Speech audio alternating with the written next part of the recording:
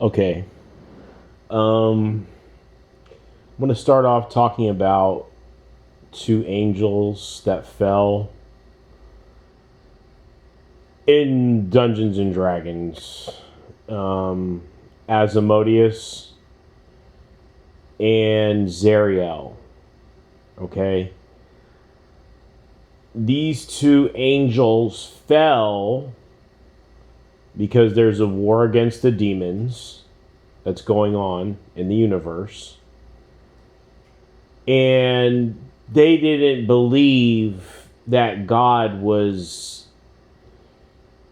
either being harsh enough or destroying them as easily as he could, or not destroying enough of them, or whatever it was. You know, having the power to destroy them. Remember, God is the ultimate creator. He can create mindless killing machines with no free will that will destroy anything that any other rival being can create. Okay? And then he can defeat whatever rival being can create whatever. So, but he's not going to do that. He's not going to rule the universe like that. Those things were made before the angels. So now you have these angels who have their own free will, and they get so obsessed with destroying these demons that they end up falling from grace. And for instance, Asmodeus supposedly drips blood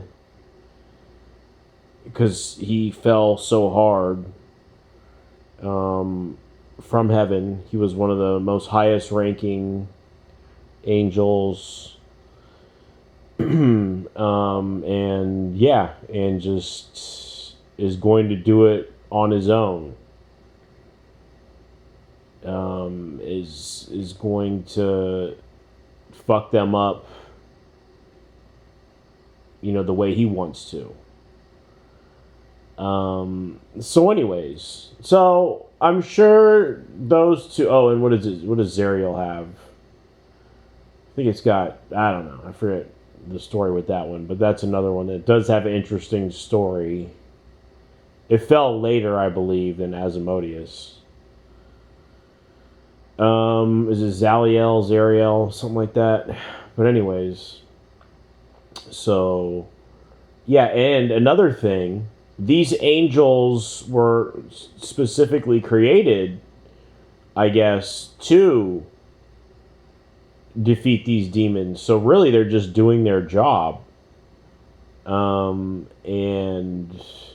you know, so it's kind of rough. And of course, it goes without saying that it was kind of rough for the Lord Jesus. What he went through, that was the roughest. Okay, because he wasn't even trying to destroy no demons or anything like that. He loved everybody. And so maybe that's besides the point, but here I am. I have systematically, thoroughly, clinically diagnosed scientific fact, bitch, that you are whatever werewolf from whatever region you were spawned in, that you live in, bitch. Hundreds of cryptids have been exposed as porn stars. I fucking annihilated you. Your guts are like, there's pieces of you like 50 feet away from where I sliced you, bitch. I mean, seriously. In this world, the way that this game is played, it's like cutting somebody's head off and they're still going. And the head is laying on the ground talking, and the body is still, you know, making porno or whatever. Just an unreal amount of damage was inflicted upon you. The word exposed can never be used ever again.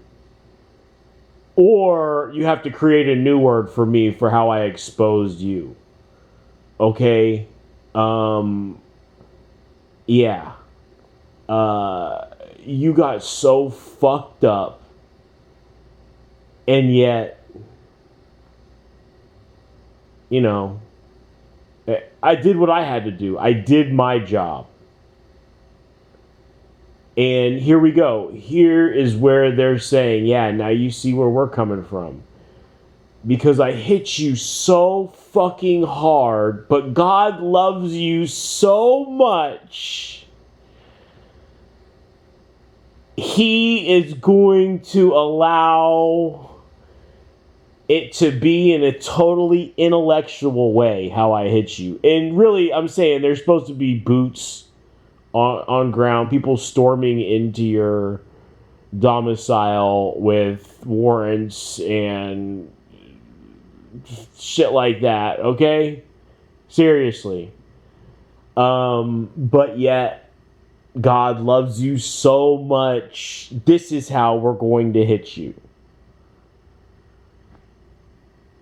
Okay, you're going to be in a world where everybody knows that you're some Lovecraftian, multi-tentacled, multi-eyeballed being with slime all over it. Okay?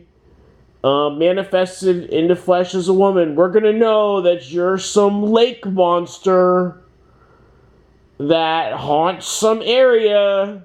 Okay, the same area you were born in. And then proceeded to make pornography, bitch. Sodomistic pornography.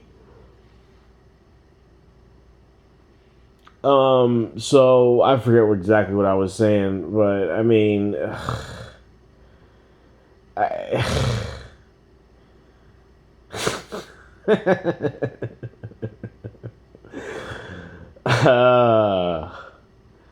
but I'm saying, here we go.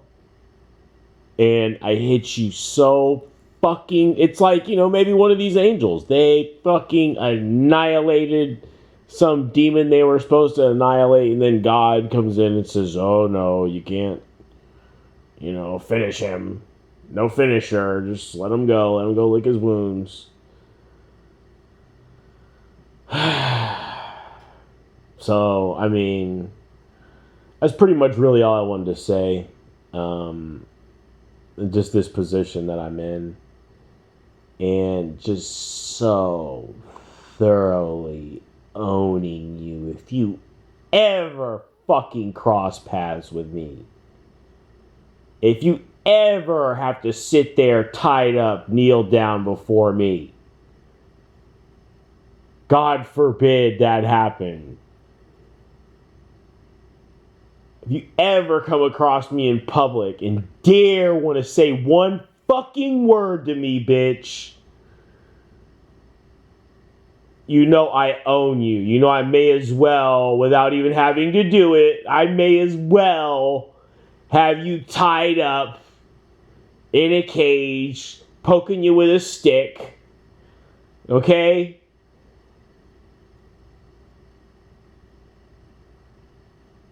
With what I'm doing here. Whether you're fucking listening or not, because we know that your little spiritual self is listening. Whatever you are in the spirit realm is, is just so powerful and so all-seeing and so gigantic and has so many eyeballs that it's gonna see me and know that wherever you are in the flesh, this boy right here fucking owns you. Y'all go ahead and y'all do whatever you want. But if you try to do the mass murders again, hey, we'll get it popping. I will get my views. You will be exposed. You will be exposing yourself. You're in a bind. Let's just, get that point across.